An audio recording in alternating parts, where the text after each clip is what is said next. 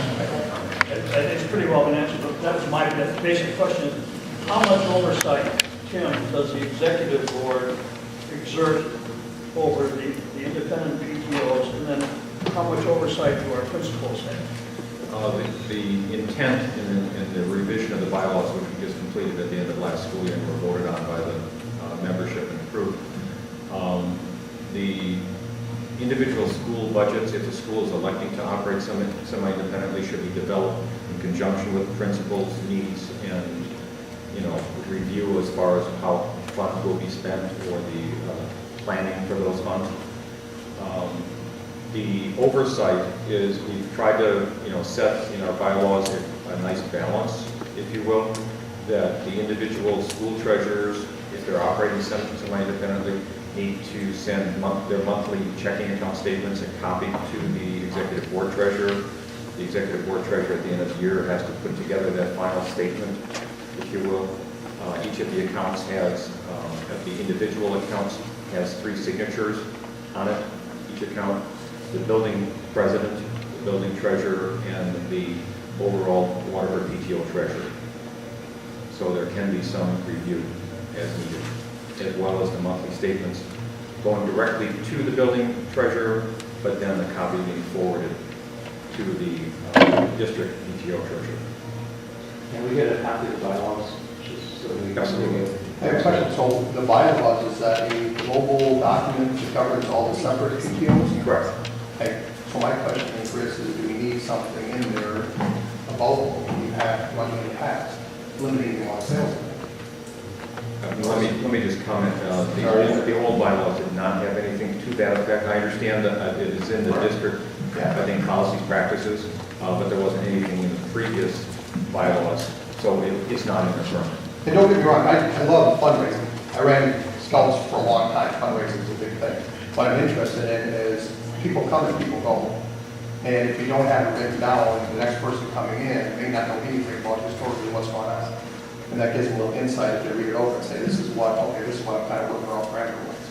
Yeah, and to your point, certainly, we'd like to address your concerns, as we certainly need to. Your point was a major part of the discussion as far as, setting budgets and anticipated revenue. That historical practice was a major part of the discussion as far as some, anticipated revenues. Okay. And now, one thing I don't know whether we're going to hold this on these carryover documents, because we have people come, people go, is what about the recuperation of monies from previous problems? I brought this up 2 years in a row now. It's minors.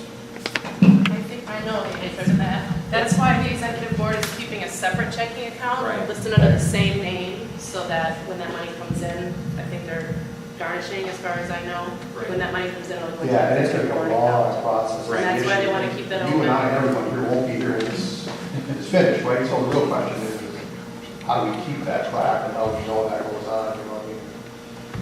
It's going to be a pain, Well, but my understanding is as long as there is a Waterford PTO for organization, and that still is the recipient, if you will. okay. So that's currently how we are structured. All right. Correct me if I'm wrong, though, that process has already started, correct? I don't want to speak too much to that because I don't know a great deal about it. The process has started, but I don't know that I can speak to it in great detail. I thought I recalled from last spring that the replenishment or the garnishment process had started in the reimbursement. That was the last I heard, but Okay. Beth would be more aware of Yeah. that, because she's the treasurer for the whole, for the Jane? account. I appreciate you putting together the budgets and presenting them here, and I haven't heard anything that should hurt us from suggesting this goes on. Do you want to mention any of that?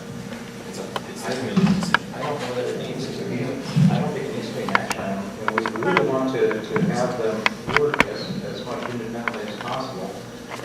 We just need to have a little bit of oversight, and it would be good to have some type of a format that would allow us to see money's coming in, money's going out, and then expected balances beginning of the year and end of the year.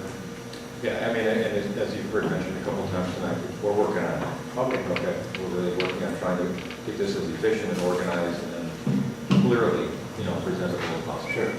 I want to thank all of you for coming in tonight and all of your work that you do day to day.